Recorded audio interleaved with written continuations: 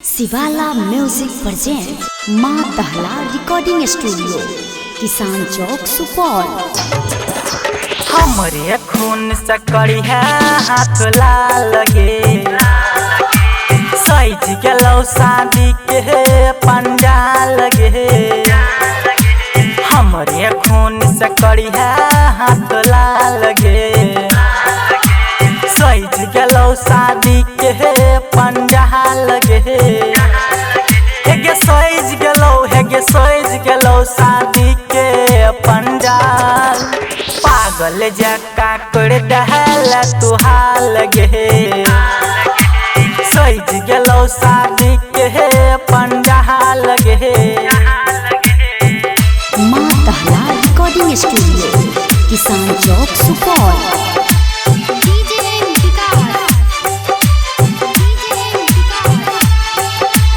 तोड़ दलही हमर दिल कोहना के रहबै जुदाई के दर्द कोना के सहबै।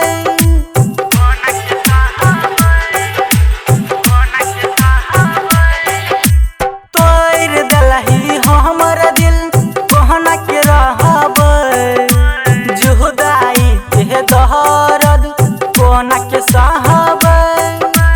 लोर पछैला दजई है रुमाल गे लोर पछैला दजई है रुमाल गे सैज गेलो शादी के पंडाल गे। हमरे खून से करी है हाथ लाल गे सैज गेलो शादी के पंडाल गे। माँ दहला रिकॉर्डिंग स्टूडियो किसान चौक सुपौल।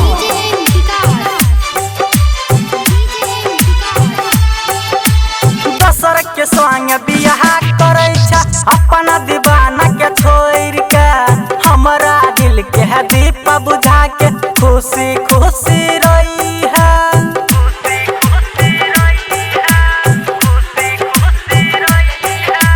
दोसर के संग बियाह करे छ अपना दीवाना के छोड़ के हमरा दिल के है दीप बुझा के खुशी खुशी रही है।